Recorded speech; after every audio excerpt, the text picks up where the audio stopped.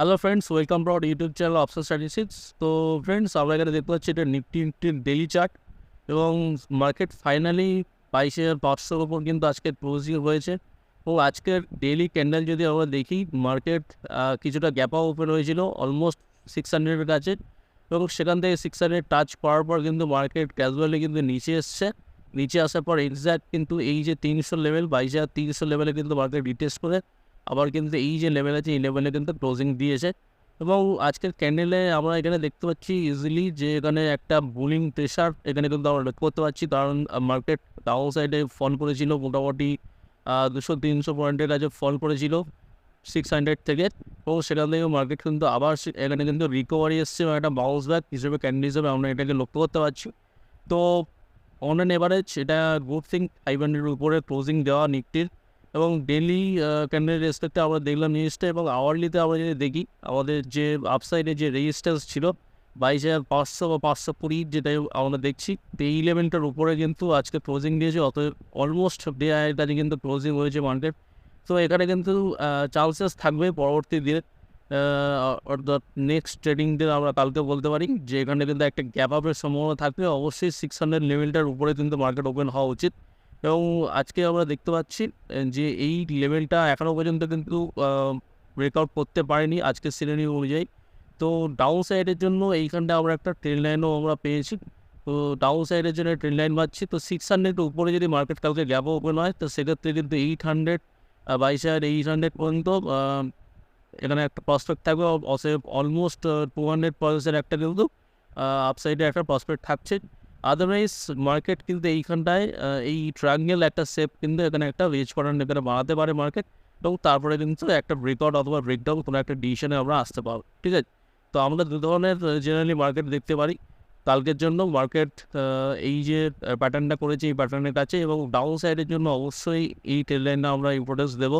Market যদি 600-এর উপর gap up দেয় তাহলে খুব ভালো কথা, কিন্তু তার নিচে যদি এইটার মধ্যে যদি মার্কেট আসে, এই রেঞ্জের মধ্যে একটা ফ্ল্যাট ওপেনিং হয়, তাহলে এখানে কিন্তু একটা পলসের জোন এখানে আমরা কিন্তু মার্কেটে দেখতে পেতে পারি নিফটির ক্ষেত্রে। ঠিক আছে, এবং ডাউন সাইডের জন্য আমরা যদি দেখি যে 22,400 ব্রেক করছে, 22,400 ব্রেক করলে কিন্তু সেক্ষেত্রে মার্কেট মোটামুটি 22,150 বা এইরকম রেঞ্জ পর্যন্ত কিন্তু এই জায়গাটায় অ্যালাইন হতে পারে মার্কেট। ঠিক আছে, তো আমরা আওয়ারলিতে দেখলাম, তো 50 মিনিটসে মোটামুটি সেম প্রাইজেকশন আমরা পাবো। এবং যে ট্রায়াঙ্গেল শেপ আমরা দেখলাম, তো এইখানেও একটা আমরা যদি দেখি, এখানেও কিন্তু এক্স্যাক্ট আমাদের ড্রয়িংটা আমরা যদি দেখি, এটা একটা সাপোর্ট ছিল মার্কেটের, এবং তার রেসপেক্টে আজকের মার্কেট এখান থেকে সাপোর্ট নিয়েছে, এবং আজকের রিজেকশনও এই জায়গাটা হয়েছে। তো এই জায়গাটায় একটা পজিটিভ জোন এখানেও 50 মিনিটসে আমরা লক্ষ্য করতে পারি। আদারওয়াইজ 600-এর উপর আমরা বলিস।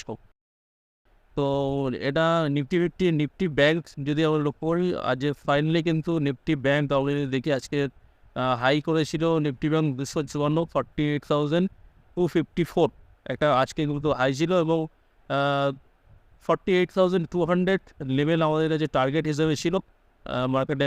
টার্গেট আমরা পেতে পারতাম, এবং 700-এর উপর আজকে গ্যাপ আপ ওপেন হয়েছিল মার্কেট, এবং সেই টার্গেট কিন্তু আজকে অ্যাচিভ হয়েছে। মার্কেট কিছুটা নিচে এসেছিলো, সেটা 47,800 লেভেলে একটা গুড সাপোর্ট হিসেবে কাজ করেছে। তো এই সাপোর্টটা কিন্তু আমরা অবশ্যই মার্ক করবো, এবং এই যে গ্যাপটা কিন্তু গ্যাপটাও ফিল করেছে মার্কেট।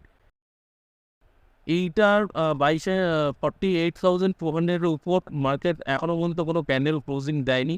তো ব্যাংক নিফটির জন্য এটা খুব ইম্পর্টেন্ট যে 48,200-এর উপর কোনো ক্যান্ডেল ক্লোজিং আসুক, এবং এখানে একটা ব্রেকআউট, একটা সাস্টেন হোক মার্কেট।